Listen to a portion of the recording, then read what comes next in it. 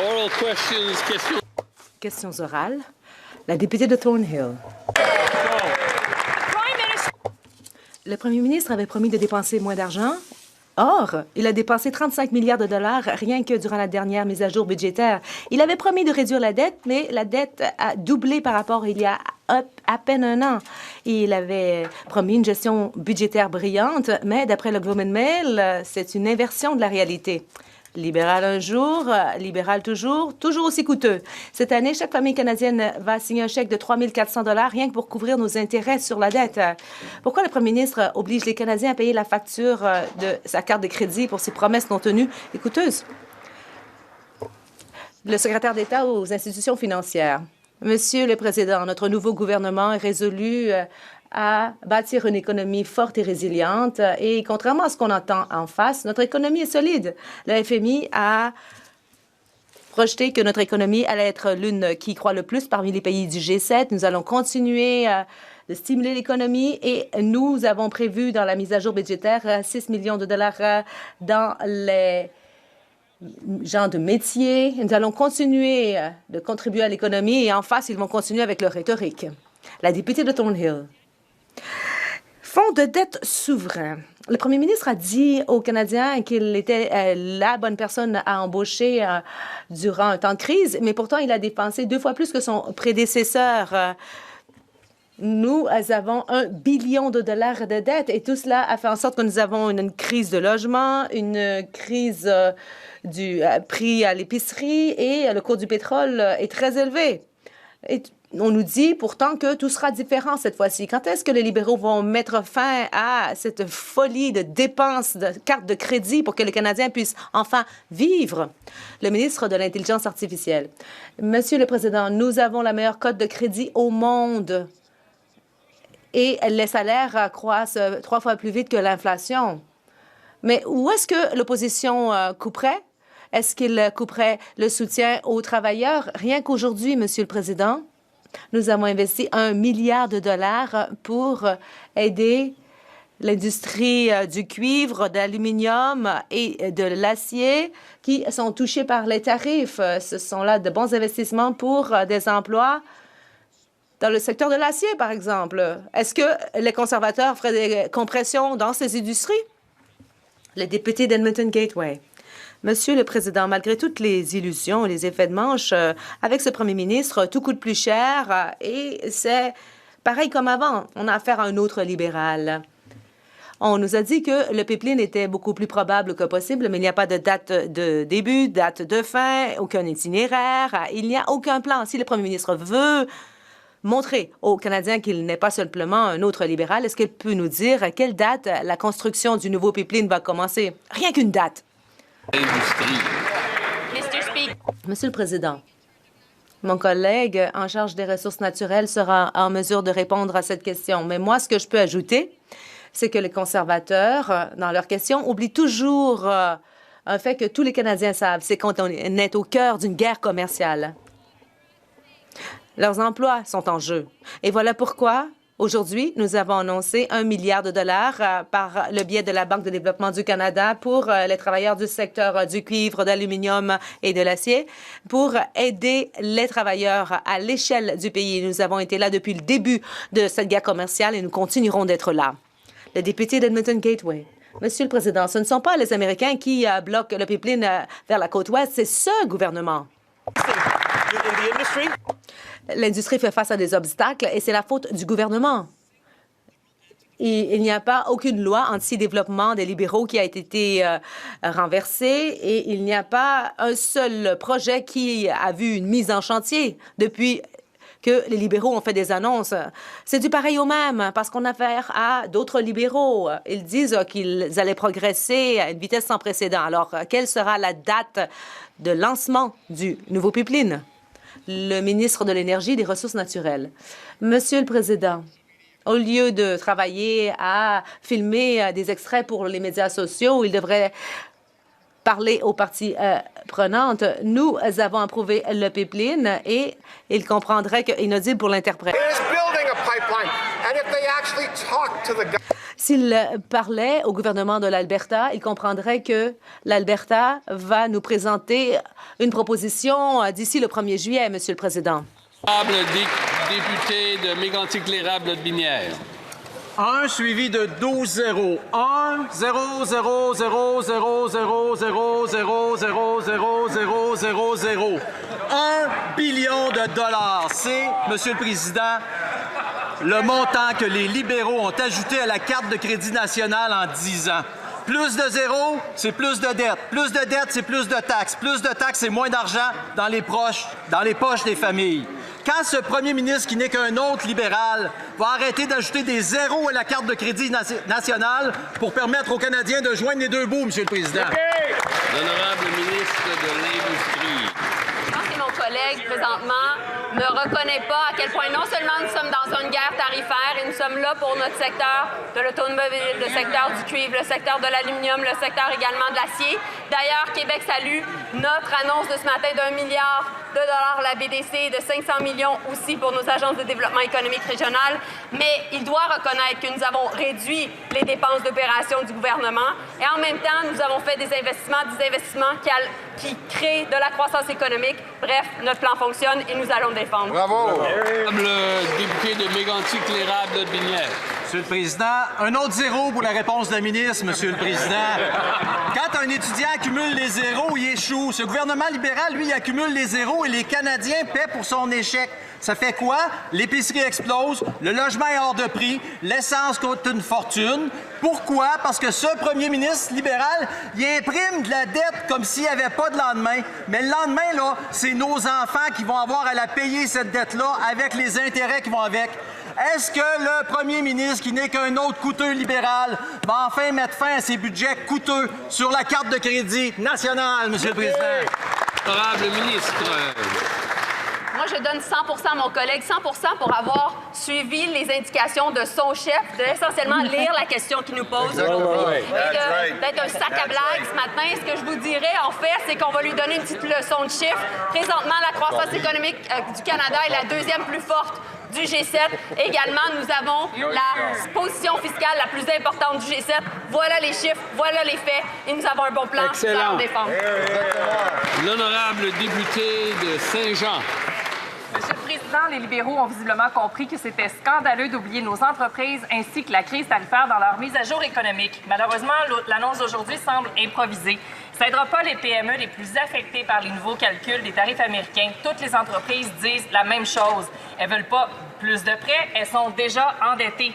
Dans le très immédiat, très immédiat, en plus de l'aide pour se moderniser, elles ont surtout besoin de liquidités pour survivre. C'est un premier pas. Mais est-ce que le gouvernement confirme que c'est pas terminé et qu'il retourne immédiatement à la planche à dessin? Voilà. Honorable ministre. Je tiens à remercier ma collègue pour son importante question. Pourquoi? Parce que, en effet, nous avons annoncé des bonnes nouvelles pour nos entreprises ce matin, 1,5 milliard de dollars pour aider au niveau des liquidités, mais aussi avec des prêts extrêmement favorables, 0 d'intérêt pour la première année, des intérêts très bas pour l'année 2 et l'année 3, et en même temps, aucune obligation de remboursement jusqu'à la fin du terme, c'est-à-dire dans 3 ans. Pourquoi on fait ça? On fait ça parce qu'on sait que nos entreprises ont besoin d'aide. On est là pour les aider. Nous avons une bonne réaction du Conseil du patronat et également des manufacturiers et exportateurs du Québec. Excellent. Donc, on répond exactement à leurs besoins. Bravo. Honorable député de Saint-Jean. Monsieur le Président, sur ce premier pas-là, on va collaborer, mais je cite la Fédération des chambres de commerce.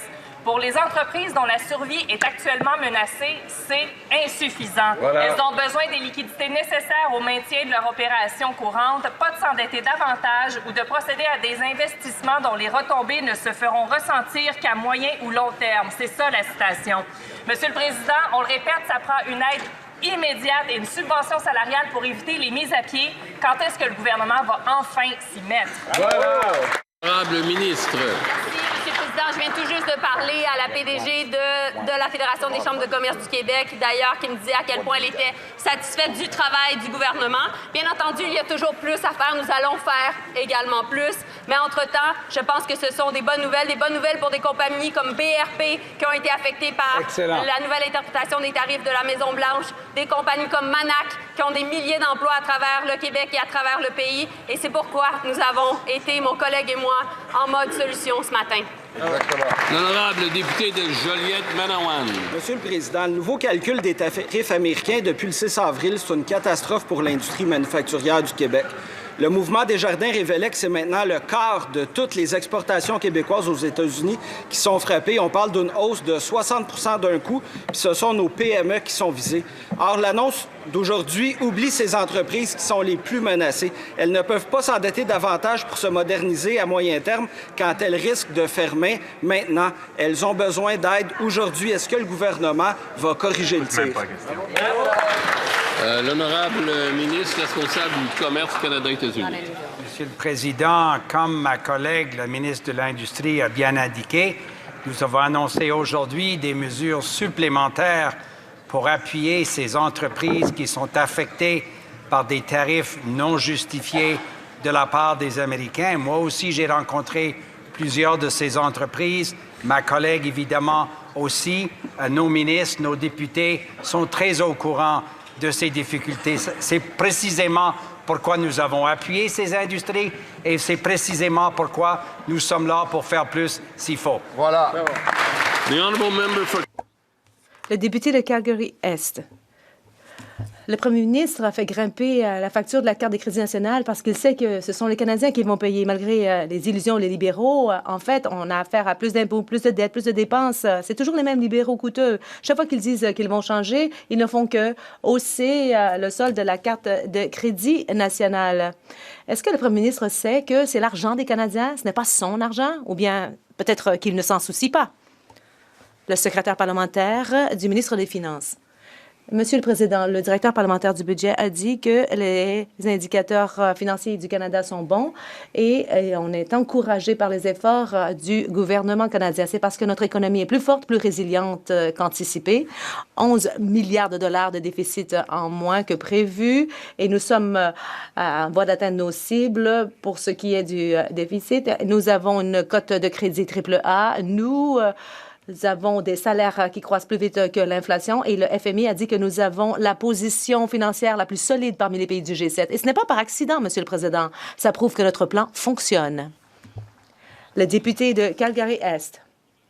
Ils veulent avoir une médaille d'or alors que nous avons le déficit qui est le deuxième plus élevé de l'histoire du pays, outre la COVID. Et pendant ce temps-là, il y a des Canadiens qui doivent sauter des repas. Un Canadien sur 10 vit dans la pauvreté et le gouvernement, lui, ne cesse de s'endetter. Les libéraux pensent qu'il n'y a pas de conséquences, mais ce sont les Canadiens qui doivent payer la note.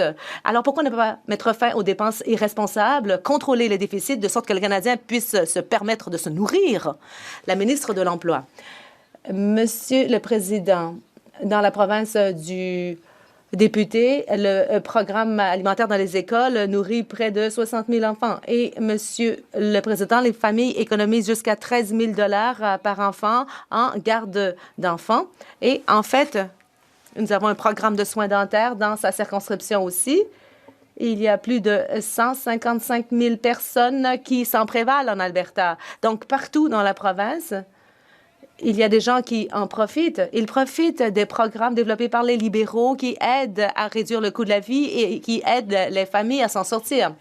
Le député de Fort McMurray-Cold Lake. Le premier ministre affirme qu'un nouveau pipeline, c'est beaucoup plus probable que possible, mais pourtant, il n'y a pas de promoteur, de date de début, de date d'achèvement, ni de tracé, ni de plan, ni de calendrier. En fait, il n'y a rien. Et le premier ministre a dit qu'il allait agir à une vitesse sans précédent, mais c'est clair qu'on a affaire simplement à un autre libéral.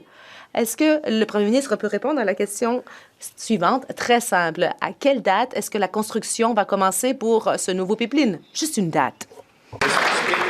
Le ministre de l'Énergie. Monsieur le Président, s'ils arrêtaient de se concentrer sur la production d'extraits pour les médias sociaux, alors ils comprendraient que nous allons faire une annonce cet été. Il y a le pipeline Sunrise et c'est cet été. Et s'il s'adressait au gouvernement de l'Alberta, il comprendrait que le gouvernement de l'Alberta va présenter sa proposition cet été. La députée de Fort McMurray-Cold Lake. Je me concentre sur les concitoyens de Fort McMurray-Cold Lake. Et, Monsieur le Président, on a affaire à un effet de manche. Les plus grands obstacles qui se présentent à nous dans le secteur de l'exploitation des ressources naturelles sont des obstacles qui ont été mis en place par les libéraux. Ils n'ont abrogé aucune loi anti-développement, pas une seule réduction d'impôts pour le secteur des ressources, pas une seule mise en chantier par le Bureau des grands projets. C'est toujours la même histoire parce que c'est toujours les mêmes libéraux. On avait promis d'agir à une vitesse sans précédent. Alors, quelle est la date de lancement de ce nouveau pipeline pour le Pacifique? Juste une date.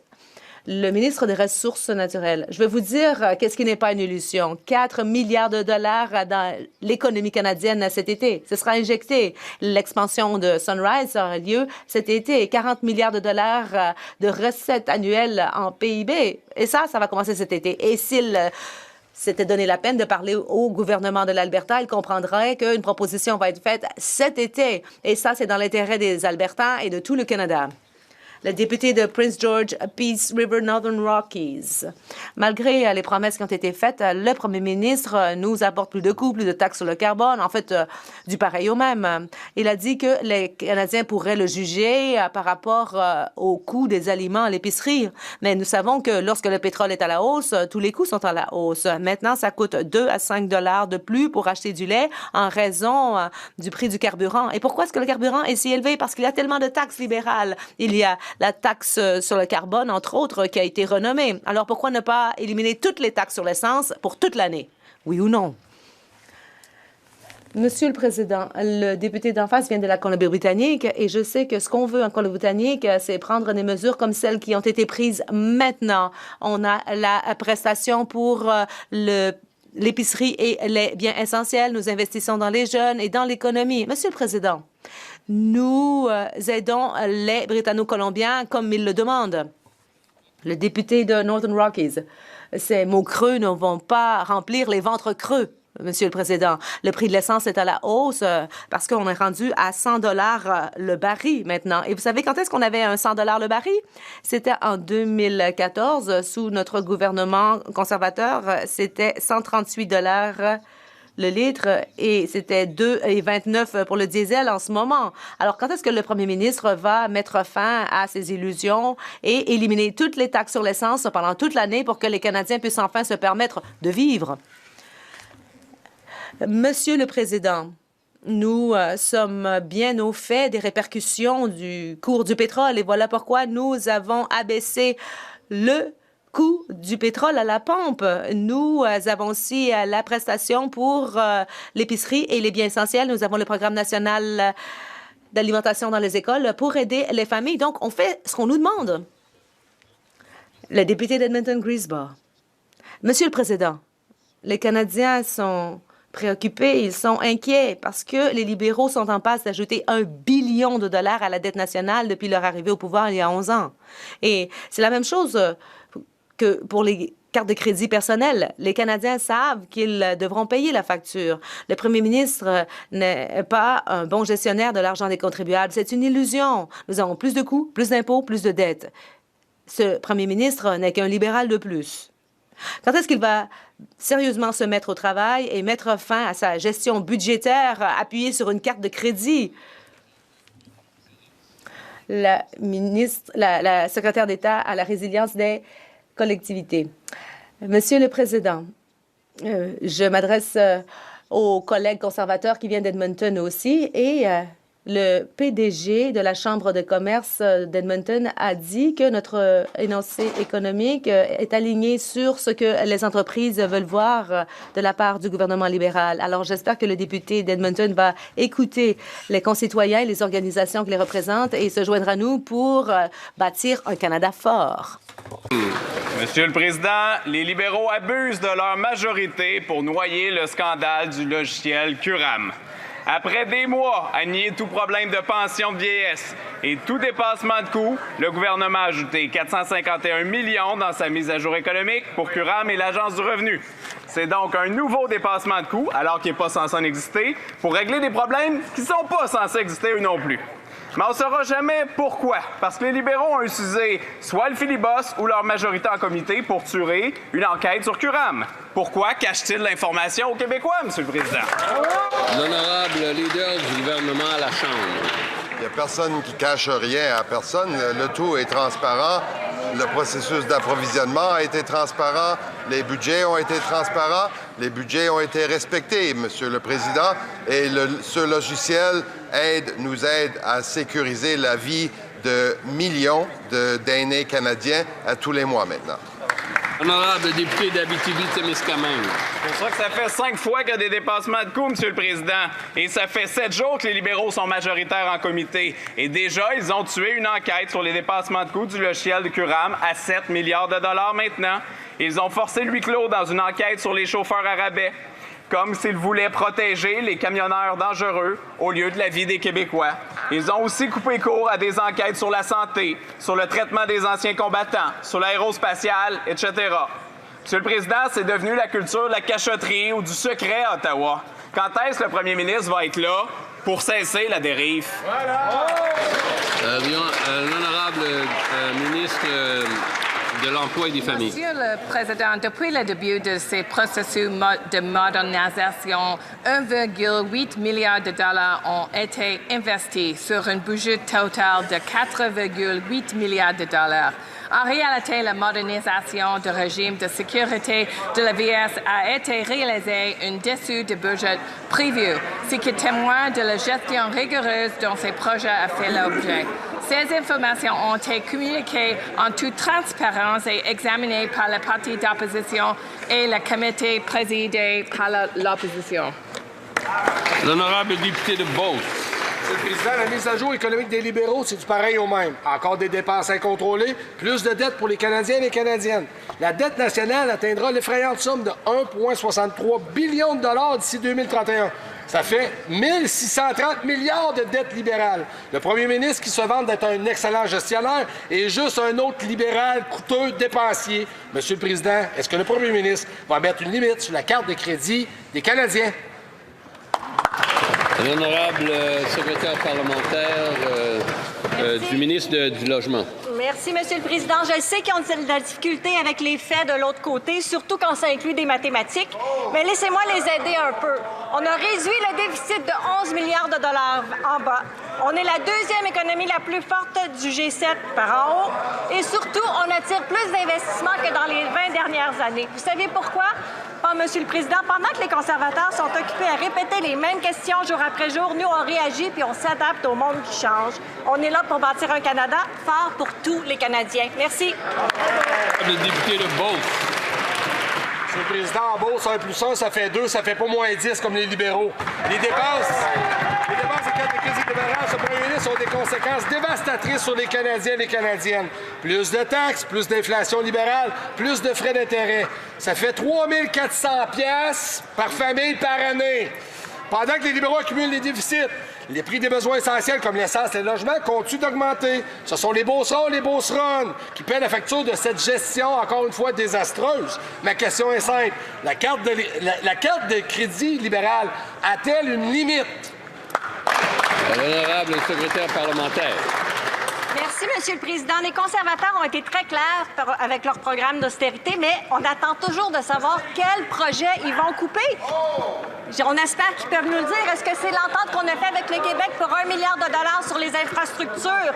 Est-ce que c'est l'agrandissement du port de Montréal ou du port de Contrecœur? Est-ce que c'est les 865 portes qu'on vient d'annoncer qui vont aider des gens en situation de vulnérabilité? On espère qu'ils peuvent nous le dire, Monsieur le Président. On attend toujours la réponse. Merci. L'honorable député de Richmond-Arthabasca. Merci, Monsieur le Président. 11 ans de gestion libérale. Résultat, plus de taxes, plus de dettes, plus de dépenses sur la carte de crédit, plus de réglementation. L'économiste en chef de la Banque nationale nous rappelle que les libéraux imposent aujourd'hui plus de 320 000 exigences réglementaires aux entreprises canadiennes. 320 000 règlements pendant que les États-Unis, eux, déréglementent. Les conséquences? Des mises à pied, pire des fermetures. Quand le ministre va comprendre que plus de règlements amènent des coûts supplémentaires aux entreprises et c'est les Canadiens qui en payent le coût. Honorable secrétaire d'État à la Nature. On est déjà en mouvement, Monsieur le Président, mais merci pour votre question. On est déjà en mouvement pour simplifier l'organisation du gouvernement, mais aussi pour simplifier les relations entre Québec et Ottawa, puis réduire le nombre de règlements. On est en mouvement, on va le faire.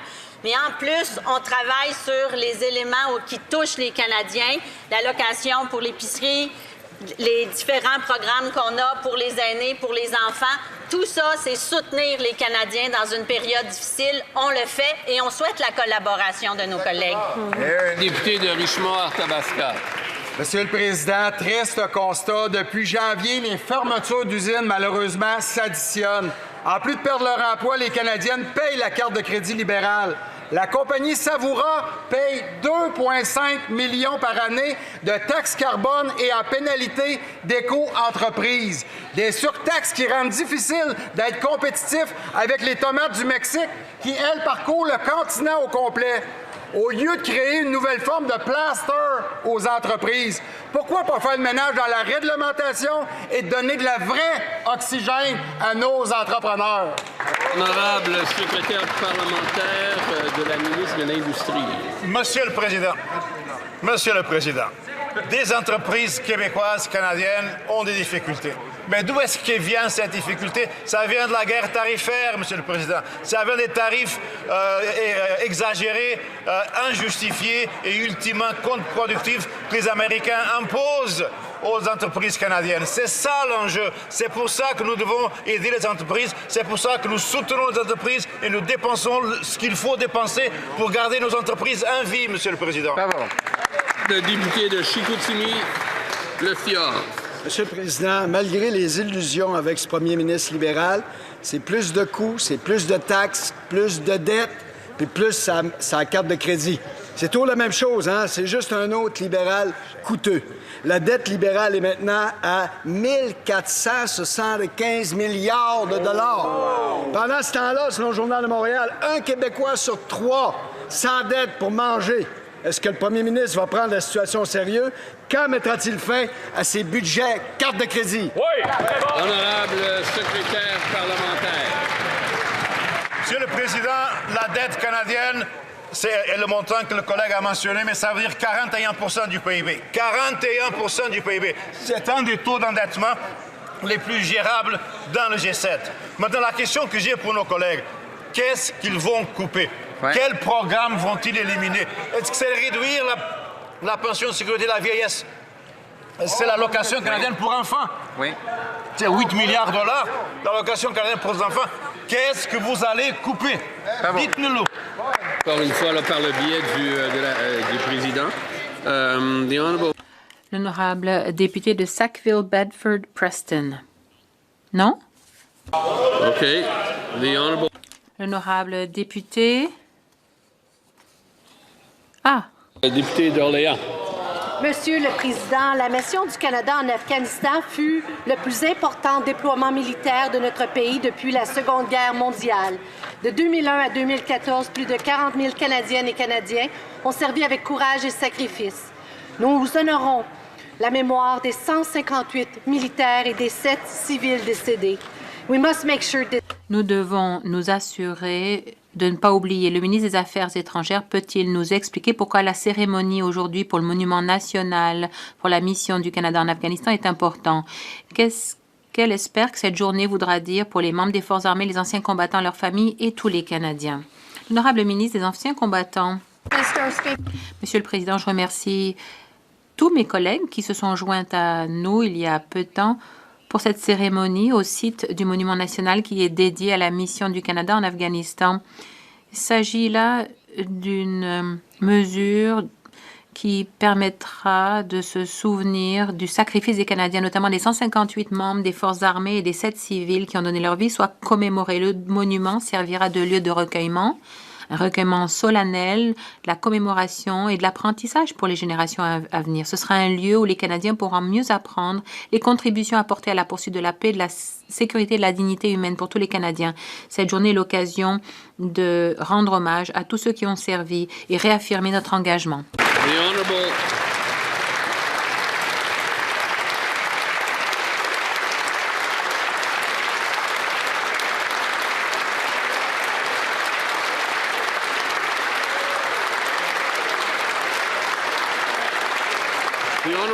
Honorable député de Simcoe Nord. Monsieur le Président, c'est une nouvelle semaine à Ottawa, mais le Premier ministre est encore une fois en tournée mondiale. Il est de retour en Europe, encore. Mais on a déjà une entente de libre-échange avec l'Europe. Mais il y a une chose que nos alliés nous demandent, c'est du gaz naturel liquéfié canadien. On se rendrait en Europe pour faire une annonce importante. Donc le ministre peut-il confirmer que le Premier ministre est bel et bien en Europe pour annoncer quand nos alliés pourront s'attendre à écouter? Je ne pense pas que le député fait allusion à une date à laquelle le Premier ministre pourrait partir en Europe. Il faut faire attention et ne peut-être pas ne pas souligner l'absence ou la présence. Il s'agit un petit peu de ne pas pouvoir faire indirectement ce qu'on ne peut pas faire directement. Bon, je verrai si quelqu'un veut répondre à cette question. Apparemment, non. L'honorable député. Deuxième question. Le député de Simcoe Nord. Eh bien, Monsieur le Président, à quoi ça sert tous ces voyages, toutes ces réunions, tous ces protocoles d'entente? Il n'y a rien de tangible en bout de ligne. Les Européens ont demandé du gaz naturel liquéfié canadien. Ils aimeraient sûrement pouvoir investir dans un port ou un pipeline pour envoyer l'énergie canadienne en Europe. On n'a pas besoin de discours ou de protocole d'entente, ni même de sommet. On n'a pas besoin d'un fonds géré par le gouvernement. On a besoin d'exporter nos produits. Le ministre va-t-elle nous dire quand notre première livraison du gaz naturel liquéfié arrivera en Europe, notre ministre? Monsieur le Président, ce que je peux dire à notre collègue d'en face, c'est que les gouvernements européens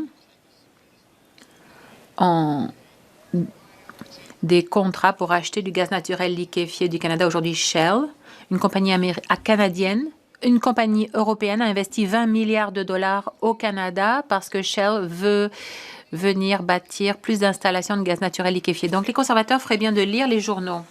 Le député de Calgary-Midnapore. Monsieur le Président, derrière tous ces discours, le Premier ministre n'est qu'un libéral de plus. Il est plus coûteux, plus hostile aux ressources et plus trompeur. Il sait très bien que le Canada a déjà des accords de libre-échange avec l'Europe. C'est des accords qui sont déjà en vigueur. Ce dont on a besoin, c'est que lui et son gouvernement se sautent du chemin et arrêtent de bloquer notre plus grosse exportation. Les libéraux ont dit qu'ils allaient bâtir, comme jamais avant, mais jusqu'à maintenant, notre plus grosse exportation. C'est des discours, des poignées de main et des séances photos. Le Premier ministre sait-il quand la première cargaison de gaz naturel liquéfié canadien arrivera en Europe? Le leader du gouvernement à la Chambre.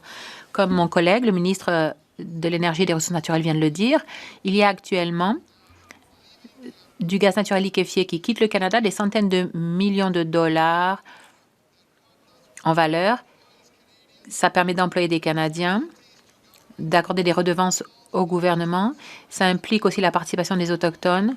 Et ça s'accompagne aux centaines de milliards de dollars d'autres grands projets qui sont en train d'être bâtis au Canada. Nous bâtissons grand, nous bâtissons avec les Canadiens et nous allons bâtir un Canada fort, Monsieur le Président. La députée de Calgary-Midnapore. Eh bien, Monsieur le Président, regardons les faits. Le Premier ministre n'a signé aucun nouvel accord de libre-échange. Il a signé de faux protocoles d'entente non contraignants. Il a gaspillé l'argent des contribuables pour parcourir le monde entier en jet. Pour exporter quoi? De belles paroles creuses. Les Canadiens ont besoin de résultats, pas d'illusions. Ils ont besoin que les droits de douane soient supprimés. Le Premier ministre doit tenir sa promesse de protéger les emplois. Les Européens réclament une source d'énergie sûre et stable. Le Premier ministre, pendant qu'il est en Europe, va-t-il nous dire quand son nouveau gazoduc va livrer du gaz naturel liquéfié aux Européens? À quelle date? Le leader du gouvernement à la Chambre. La députée a peut-être raté les nouvelles la semaine dernière. 4 milliards de dollars de capitaux d'Enbridge, dont 10% de participation autochtone, serviront à démarrer des chantiers cet automne pour un gazoduc gaz naturel liquéfié qui ira à une usine de gaz naturel liquéfié qui ira où? Vers les marchés mondiaux et qui va créer des emplois, générer de la richesse et des débouchés pour les Canadiens partout au pays. L'honorable député de Aurora, Oak Ridges, Richmond Hill. Monsieur le Président, la ministre de l'Immigration a bâclé une simple décision visant à empêcher un terroriste du corps des gardiens de la Révolution islamique d'entrer ici au Canada. Les Canadiens n'ont pas de preuves claires qu'il a effectivement été arrêté et refoulé. Selon certaines informations, il aurait fait demi-tour et quitté le pays. Les libéraux empêchent la ministre de répondre parce qu'ils s'inquiètent de ce qu'elle pourrait dire. Tout le monde se demande pourquoi le Premier ministre protège la ministre et ne la laisse pas répondre aux questions. Peut-il dire aux Canadiens pourquoi elle est toujours en poste? L'honorable ministre de la Sécurité publique, Monsieur le Président, pour assurer la sécurité des Canadiens, bon, c'est notre priorité numéro 1. Le Canada a des règles et des exigences d'admissibilité très strictes et très claires. Les membres du corps des gardiens de la Révolution et tous les hauts fonctionnaires iraniens ne sont pas admissibles. S'ils sont déjà au Canada, Monsieur le Président, ils vont devoir passer par le processus de renvoi rapide. Je vais continuer de travailler avec nos représentants des forces de l'ordre et des frontières pour assurer la sécurité de tous les Canadiens. Le député de Richmond Hill Sud, cette ministre libérale de l'immigration, dit qu'elle est redevable, mais qu'elle n'est pas responsable d'avoir commis une erreur qui a laissé entrer des terroristes au Canada. Laisser entrer un terroriste, ça aurait dû déclencher l'alarme au sein du gouvernement. Et pourtant, la semaine dernière, le permis de visite d'un individu lié au régime iranien a été exempté et approuvé sans discussion sous la supervision de la ministre libérale. Une simple recherche sur Google aurait permis d'éviter cette erreur. Le Premier ministre la laisse garder son poste. Que ça veut dire que le ministre est responsable mais pas redevable des échecs de sa ministre libérale de l'immigration? Honorable ministre de la Sécurité publique, Monsieur le Président, je voudrais rassurer tous les Canadiens. Aucun membre du corps des gardiens de la Révolution n'a été admis au Canada. Notre gouvernement a été clair. Les membres du corps des gardiens de la Révolution et tous les hauts fonctionnaires du gouvernement iranien ne sont pas admissibles au Canada. Nous avons des processus rigoureux en place pour veiller à ce que quiconque au pays qui a des liens avec le corps des gardiens de la Révolution passe par un processus de renvoi. Nous allons continuer de travailler avec les forces de l'ordre, nos agents aux douanes, pour assurer la sécurité de tous les Canadiens. Honorable député de Niagara Sud, Monsieur le Président, les panels médiatiques ont même abandonné et critiqué la ministre de l'Immigration, Bob Fife, chef de bureau du Globe and Mail, a dit que sa prestation était pathétique. Il l'a traitée d'incompétente à 2 reprises. Même David Cochrane sur CBC a dit que quand il se retranche derrière des questions de procédure, c'est généralement signe qu'il y a un problème. L'immigration, c'est un sujet grave. Le Premier ministre, en fin de compte, doit être responsable de ces échecs. Quand va-t-il assumer ses responsabilités enfin et renvoyer sa ministre de l'Immigration? Ministre de l'Immigration, des Réfugiés et de la citoyenneté. Merci beaucoup, Monsieur le Président. Je remercie mes collègues d'en face pour tout l'amour qu'ils me témoignent. Je sais que nous restaurons le contrôle, l'équilibre et la viabilité et l'intégrité de notre système d'immigration. Les faits le prouvent. Nous avons de nouvelles catégories d'entrée express pour stimuler l'économie. Nous avons renforcé la voie vers l'immigration en zone rurale. Nous facilitons l'octroi de permis de travail à des doctorants. On a dépassé nos objectifs en matière d'immigrants francophones. Vous savez, la liste est longue. 5000 médecins en phase initiale. Bon. La députée de Saskatoon-Ouest, eh bien, je ne savais pas qu'on avait des entrées express pour les terroristes. Il est clair que tout le monde a perdu confiance en la ministre de l'Immigration, même pour les aspects les plus simples de son travail. C'est la 7e ministre de l'Immigration. Les conservateurs savaient dès le premier jour que ce gâchis allait s'aggraver. Les députés libéraux ont demandé à ce que la ministre soit renvoyée. Maintenant, il s'agit du jugement du Premier ministre. Il semble fermer les yeux face à ce gâchis. Quand le Premier ministre va-t-il mettre fin à cette honte nationale? Quand va-t-il renvoyer sa ministre de l'Immigration? Honorable ministre, Monsieur le Président, je vais continuer à lire ma liste parce que je crois que j'ai besoin de plus de temps. On fait baisser les délais, on renforce nos contrôles, on a un plan national pour restaurer l'intégrité du système d'immigration. La SFC a renvoyé 22 000 personnes du Canada l'année dernière. On a adopté C12, auxquels les conservateurs se sont opposés au début, mais qui va nous donner des moyens supplémentaires pour la sécurité. Nous avons les bonnes bases. J'ai aussi mis sur pied un système de surveillance des sorties dont le Canada a besoin. L'honorable député de Calgary-Nose Hill.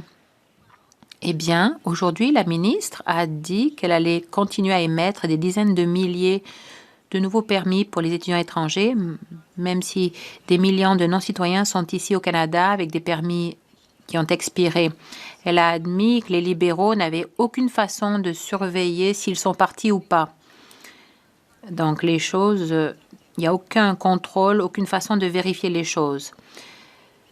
La ministre a dit qu'elle avait des réunions hebdomadaires avec le Premier ministre, avec qui elle s'entretenait tout le temps. Donc j'ai une question. Le Premier ministre pense-t-il qu'elle fait un bon travail? Honorable ministre. Parlons des nouvelles officielles. Si on compare les 2 premiers mois de 2026 avec 2024, les demandes d'asile ont diminué de 2/3. Les arrivées de résidents temporaires ont diminué de plus de 70%. Nous rétablissons le contrôle, l'équilibre et la viabilité de l'immigration.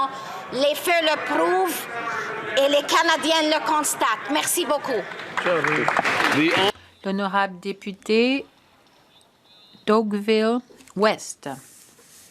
Monsieur le Président, j'ai été heureuse de passer la fin de semaine dans ma circonscription, dans des communautés qui ont été touchées avec l'arrivée du beau temps. On voit que plusieurs communautés sont touchées par les inondations. Des situations d'urgence sont plus fréquentes, plus graves et plus coûteuses. Le ministre de la Gestion des urgences, de la résilience communautaire, peut-il nous indiquer ce que nous faisons pour nous préparer pour la prochaine saison des feux de forêt et des inondations pour assurer la sécurité des Canadiens? Le ministre. La ministre. Merci, Monsieur le Président. C'est effectivement la semaine de la préparation aux situations d'urgence. Le thème cette année, c'est « Soyez prêts, connaissez vos risques ». Notre gouvernement fait preuve de leadership en renforçant l'état de préparation et les systèmes de réponse. Nous avons augmenté nos capacités d'intervention par les airs. Nous améliorons la coordination fédérale des urgences grâce à un nouveau centre des opérations gouvernementales. Et ce matin, j'ai annoncé le renouvellement du programme de la main-d'œuvre humanitaire. Nous sommes prêts et nous voulons assurer la sécurité des Canadiens. L'honorable député de Langley Township, Fraser Heights. Le Premier ministre affirme que son gouvernement protégera toujours les droits de propriété privée et qu'il fera appel de la décision Cowichan. Mais voilà le problème. Le gouvernement libéral a abandonné l'argument selon lequel la propriété privée passe avant tout, ce qui a permis au juge de dire, et je cite, que le titre autochtone est un droit antérieur et prioritaire sur la terre. Donc, comment le Premier ministre peut-il maintenant affirmer cela? Et alors qu'il n'en a pas parlé lors du procès, le ministre des Relations couronnes autochtones. Les droits à la propriété privée sont fondamentaux. Notre gouvernement va toujours les défendre. Nous ne sommes pas d'accord avec la décision de la Cour suprême de Colombie-Britannique dans la cause Cowichan et nous ferons appel en septembre. Toute entente à l'échelle fédérale va toujours protéger le droit à la propriété privée. Le gouvernement a signé des ententes avec les Premières Nations depuis les années 70. Aucune entente entre le gouvernement fédéral et les Premières Nations n'a mené à la perte de terres privées. Le gouvernement va continuer de faire avancer la réconciliation et à protéger les droits à la propriété privée des Canadiens. Bon, il y a eu un petit peu de chahut au fond. Les honorables députés. Écoutez, je ne sais pas ce qui se dit, je n'entends pas. Je sais qu'il y a du chahut. Il y a eu du chahut alors que ce n'était pas nécessaire. Très bien, s'il vous plaît, collègues. Okay, are we ready? Est-ce que nous sommes prêts à reprendre? Le député d'Alberton, Kawartha Lakes. Écoutez, chers collègues.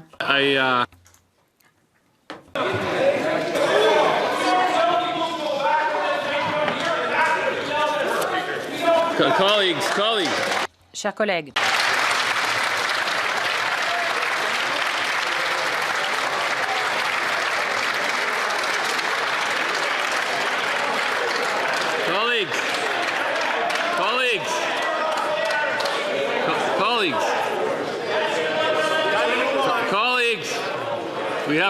Collègues, il faut passer à la suite. Écoutez, il faut passer à la suite.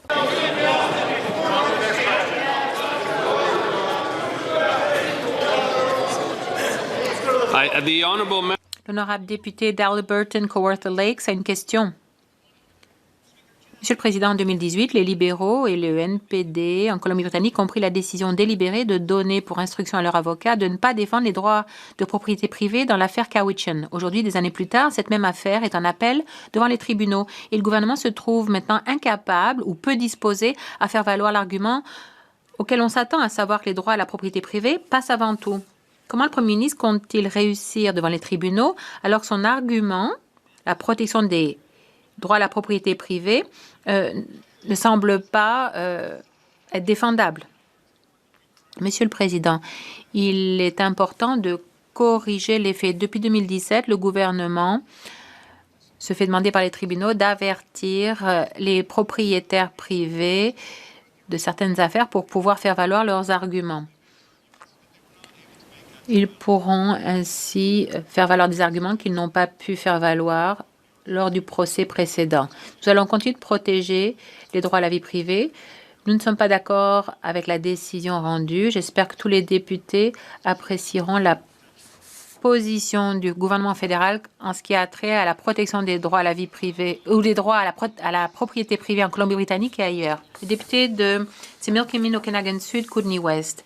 La décision Cowichan a semé l'inquiétude chez les habitants de ma circonscription quant à leurs droits en matière de propriété privée. Les libéraux nous disent qu'ils sont prêts à défendre ces droits à la propriété privée devant les tribunaux. Mais ce n'est pas ce qu'ils ont fait précédemment. Lors d'un appel, on ne peut pas soulever de nouveaux arguments qui n'ont pas fait l'objet d'un examen précédemment. Comment les libéraux pourront-ils faire valoir ce que comment les avocats pourront-ils faire valoir ce que les libéraux nous disent maintenant alors que ça n'a pas été soulevé précédemment? Merci, Monsieur le Président. Préserver la stabilité du droit à la propriété, c'est important. Nous allons avancer tous les arguments possibles pour protéger la propriété privée. Nous ne sommes pas d'accord avec la décision de la Cour suprême de Colombie-Britannique. C'est pourquoi nous avons interjeté appel en septembre. Nous voulons assurer la sécurité, la stabilité et la confiance du public et faire avancer la réconciliation. Nous allons continuer d'étudier la question devant les tribunaux, pas ici sur le plancher de la Chambre des communes. Honorable député de Winnipeg Centre-Sud, Monsieur le Président, le 21 novembre 2019, on a hissé le Golden Boy au-dessus de l'édifice du Manitoba pour illustrer la prospérité de la région. Le ministre de l'Arctique et des Affaires du Nord peut-elle nous dire comment le gouvernement fédéral permet à la région de réaliser son plein potentiel? L'honorable ministre des Affaires du Nord et de l'Arctique. Merci, Monsieur le Président. Je remercie mon collègue pour cette importante question. Monsieur le Président, le port de Churchill donne l'occasion d'établir un lien entre l'ouest du Manitoba, le reste du Canada et le reste du monde. Il reste du travail à faire, mais nous avons investi, le gouvernement fédéral a investi 320 millions de dollars depuis 2017 et nous avons l'intention d'investir 150 millions de plus dans le port de Churchill et la voie ferrée Churchill. Donc, c'est bon pour le commerce avec le Nord, mais ça va permettre de baisser les prix et les coûts pour les agriculteurs. Ce sera bon pour les emplois. C'est ainsi que le Manitoba devient une plaque tournante de l'Arctique. Le député de Nanaimo, Lady Smith, les libéraux se sont acculés au pied du mur. Ils n'ont pas su négocier un traité avec les Cowichan. Ils se sont fait poursuivre. Ils ont perdu. Maintenant, le Premier ministre nous dit qu'il va faire valoir des arguments viables pour protéger les droits à la propriété privée. Mais ils ont dit à leurs avocats de ne pas arguer pendant le procès. Mais ils ont dû se rendre compte que ces arguments ne sont plus aussi viables lors d'un appel parce que le ministre vient de nous dire qu'il demande aux propriétaires privés de faire le travail à leur place. Donc, on se demande comment on en est arrivé là. Ils n'ont pas su négocier. Qu'est-ce qu'ils vont faire désormais? Le ministre des Affaires des anciens combattants. Monsieur le Président, soyons clairs, les conservateurs créent de l'incertitude, sèment la peur. Ils veulent semer la peur pour les Canadiens, l'incertitude pour les investisseurs. Ils critiquent notre gouvernement. Notre gouvernement a interjeté appel. Nous allons continuer à défendre les droits à la propriété privée au Canada. Monsieur le Président, je rappelle aux conservateurs... Intervention inaudible. Il y a un peu trop de bruit, dit le Président. Prenons une petite pause. Permettons à la ministre de reprendre. C'est quelque chose de très important. Honorable ministre des anciens combattants. Monsieur le Président, je rappelle aux conservateurs que le vrai leadership, c'est travailler pour résoudre les problèmes, pas à semer la peur. Il s'agit de respecter la Constitution, respecter la décision des tribunaux et respecter le travail, notamment pour faire avancer la réconciliation. Le député de Rosemont, la petite patrie. Malgré les promesses, les gens ont de la misère à payer leurs factures. Et c'est particulièrement vrai à Montréal.